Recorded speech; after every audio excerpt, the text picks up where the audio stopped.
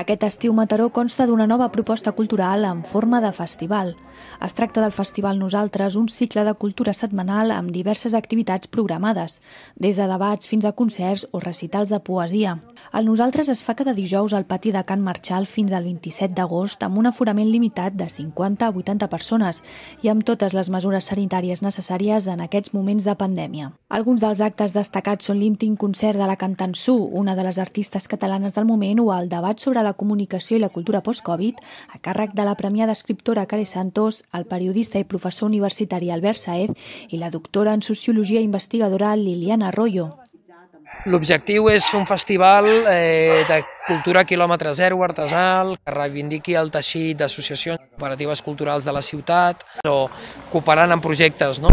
I diguem-ne hi ha al voltant d'unes 25 entitats i cooperatives culturals que tenen a veure amb nosaltres i que participen del festival de diferents maneres.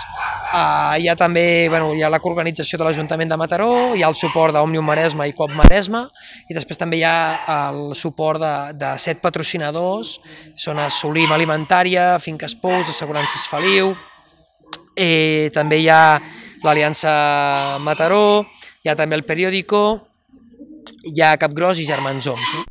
I és un projecte, en definitiva, que fem aquests 8 dijous amb la idea també de resistir, de fer comunitat i de fer renéixer la cultura. Avui veurem està començant ara mateix una etapa rodona al voltant de com tornarem a ser nosaltres, una mica reivindicar què passa amb la cultura i la comunicació post-Covid-19, després d'aquest confinament, i també reivindiquem clarament la idea de poder-ne parlar. La gent ens felicita, s'anima a venir, la gent perd la por, la gent descobreix el pati del Can Marchal, que és un entorn molt agradable, que el deixem molt cuidat.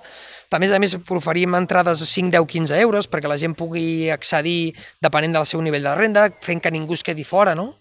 I jo crec que, francament, és una resposta molt entranyable, molt bonica, i crec que està valent molt la pena també per veure la cara de la gent, no? Realment, després de molts mesos, pot tornar a viure la cultura en petit format, amb molta seguretat, i això val molt la pena.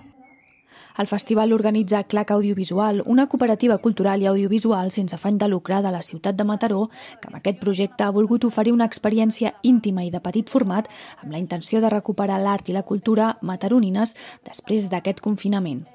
Els preus de les entrades van dels 5, 10 o 15 euros i un 5% dels ingressos es destinaran íntegrament a entitats mataronines que treballin per garantir les primeres necessitats socials dels ciutadans i ciutadanes amb més dificultats. Una proposta valenta, solidària i cultural en aquests moments tan incerts. El Festival Nosaltres, que com sabeu és una iniciativa